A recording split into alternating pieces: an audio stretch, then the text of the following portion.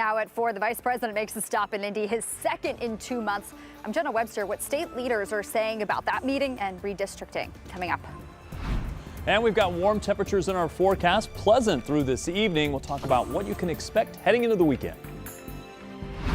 What a Week 8 slate of Operation Football we have in store for you tonight, right here on Channel 13. 7 games, a ton of ranked matchups. We go through it all. Coming up for you on 13 Sports.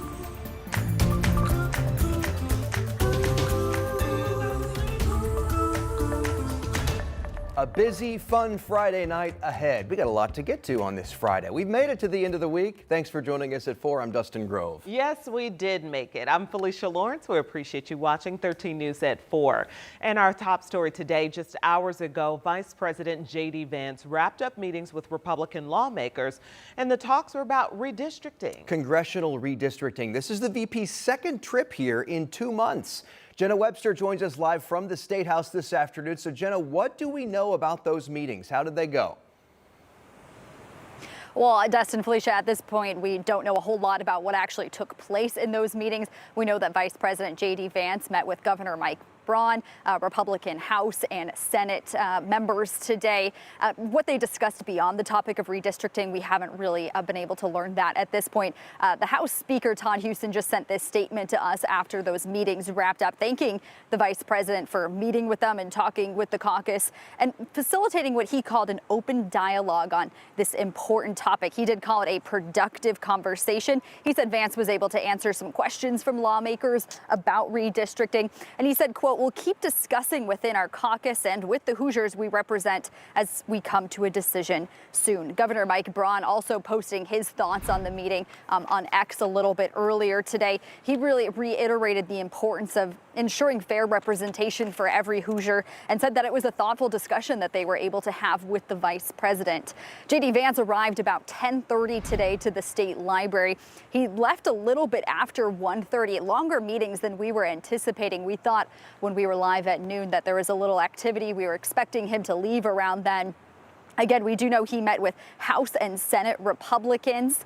Redrawing the maps has really kind of split members of the party on what they want to do. Some who were hard-nosed 2 months ago when this topic first kind of came up when J.D. Vance was here have since really kind of changed their stances in recent weeks and said they would consider it.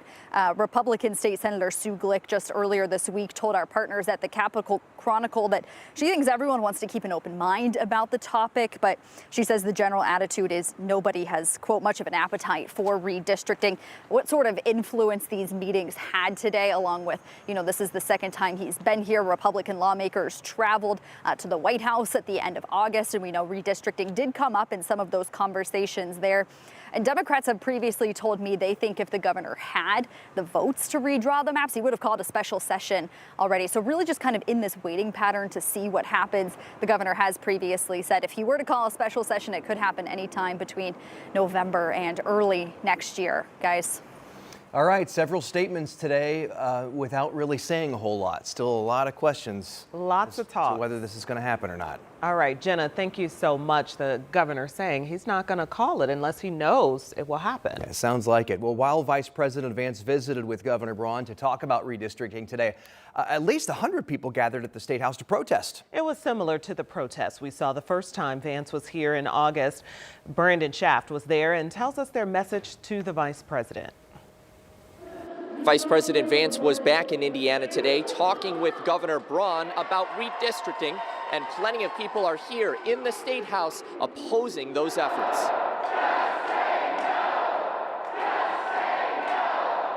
The protest was organized by Indiana Conservation Voters. Executive Director Megan Robertson says that efforts to redraw congressional district maps, which were just drawn in 2021, are a power grab. Washington, D.C. politicians are worried that their policies aren't good enough to win elections. They want to come here and try to bully our legislature into drawing new maps so that they can cheat to win. But somehow there's still enough money for J.D. Vance to make a second trip on Air Force Two. She added that Vance should be in D.C. dealing with the government shutdown, not coming here to push for redistricting. Beverly Matthews from Newcastle reacted to Vance's second visit to Indiana in just a couple of months. He shouldn't be in our business. He shouldn't be here. He needs to let Indiana make their own decisions, and he needs to get the hell out of our state. Coming up at 5, we will hear from some of the state legislators who are responding to these efforts to redistrict here in Indiana. Reporting at the State House, Brandon Schaff, 13 News. And we'll take a much deeper dive on Crossroads politics this weekend. Thank you so much, Brandon. And on to more news now. The man convicted of killing an IMPD officer in 2020 and then trying to murder his girlfriend was back in court today. Elias Dorsey was resentenced this morning and given more time for one of the charges in that case. Our Marina Silva was in the courtroom and has reaction to this new sentence. It was a full room here at the Marion County Courthouse. Elias Dorsey will likely serve the same amount of time in prison, even though he was resentenced on one of his charges. Elias Dorsey is currently serving time in prison for killing IMPD officer Breanne Leith in the spring of 2020. He was also convicted of confining and attempting to murder his girlfriend, Aisha Brown. The issue today, that confinement conviction. The Court of Appeals said he wasn't sentenced correctly the first time. Now, the sentence imposed is a full 16-year sentence. However, it will run concurrent to count 2. It will remain concurrent to count 2. 14 additional years to the 2.5 he was already facing for that charge. He'll serve them concurrently while he's serving sentences for the other convictions. Even though the new sentence didn't specifically relate to Leith, her friends and her mom were still in the courtroom. I wish he would have gotten, he did get more time, which is good. We didn't win on the concurrent or consecutive thing, but on the record, he got more time. And that was, he needs to be held accountable. And that's all we've ever said, is be held accountable. In 2024, a jury found Dorsey guilty but mentally ill on all charges, and that sentencing sparked outrage. FOP President Rick Snyder was upset then and now. This convicted cop killer is serving less than 20 years in prison. That's shameful.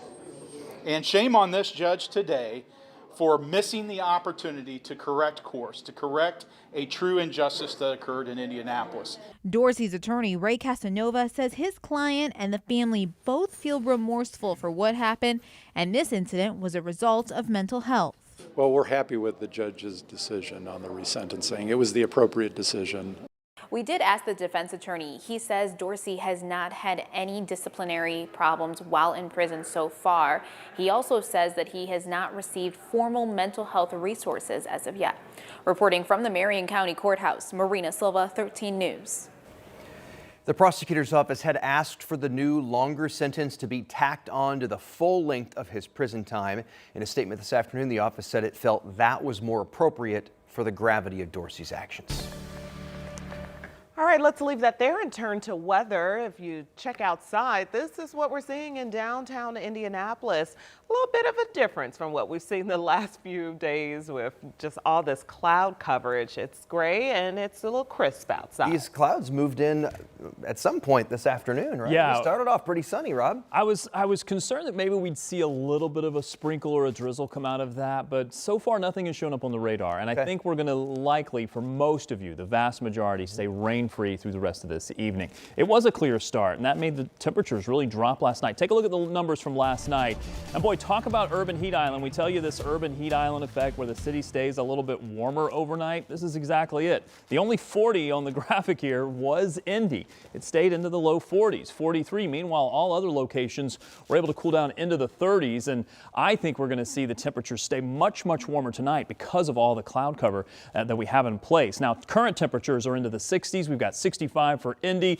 Some locations are approaching 70 degrees, but we expect these temperatures to continue dropping through the evening. And I think we'll likely see the temperatures only get down into the 50s for tonight. The clouds really helping to keep things much milder. A little bit of a south or a southwest wind, that too will also help to keep the temperatures on the mild side. Otherwise, though, a pleasant evening, expecting very nice conditions.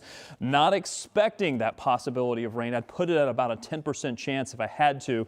Mostly cloudy skies skies is probably the better way to describe it, but overnight we could see a little sprinkle or a drizzle. Most of that chance is going to be after about 11 or 12 o'clock or so tonight, maybe continue through early morning. Don't think it's going to have much of an impact on the vast majority of you. Low temperatures into the low to mid 50s, much milder than where we were early this morning as the patterns change just a little bit with those clouds moving in. Clouds aren't going to stay with us long. We may see a few of those during the early part of the day tomorrow, starting in the 50s with some sunshine. It won't take much to get us up into the 70s, and I think we'll stay in the 70s through the weekend. I'll have a look at that weekend forecast coming up. All righty, Rob, thank you very much. It is Friday afternoon. That means it's time for Operation Football. Yes, it's that time. Here is Dom. He has the details. There is a crisp in the air. We felt it this morning for Operation Football Sunrise Kickoff. The last week we'll be doing that. Heritage Christian was phenomenal hosts, and it's still here as we are on week 8 of Operation Football. I can't believe how fast this season gone. Second to last week of the regular season. Are you kidding me? And it is an absolutely jam-packed slate that we have for you tonight. We're going to talk about our game of the week first. That is going to be Warren Central visiting Carmel. Warren Central coming off a tough loss to Lawrence North a week ago. 111 points scored in a high school game. Are you kidding me? Carmel, one of the best teams in the state. Game of the week will be live there coming up for you at 5 and 6. How about this for an undercard? Lawrence North, the Cardiac Cats who got it done over Warren Central, traveling to Center Grove. That's a top 10 matchup in Class 6A. Center Grove licking their wounds after a loss to Cathedral. Then listen to this. Tri-West and Chittard. Is Tri-West for real? Chittard's one of the best teams in the state. How about Avon Zionsville? How about Fishers and Westville, another top 10 battle in Class 6A? Plainfield Whiteland to finish us off, a top 10 battle in Class 5A. That's what we do here on Operation Football at Channel 13. It is great matchups and great matchups only, so much so I need to get going. So be sure to tune in tonight because we have a great time in store for you. 11 o'clock live in studio, 7 games. See you there. It'd be dumb if you weren't. I'll see you there. All right, buckle up, stay safe. Yeah, and you don't want to be dumb. Thank No. you, Dom. All right, and we are covering some other big stories around the world right now. A ceasefire between Israel and Hamas is in effect. What each side now has to do within the next 24 to 72 hours. And millions are now being impacted by the federal government shutdown. The new group of workers set to feel the pinch of no pay for the first time in history. Coming up next, Rob. And we're looking at a mild weekend. Temperatures back into the 70s and only going to get warmer. Have a look at your weekend forecast coming up.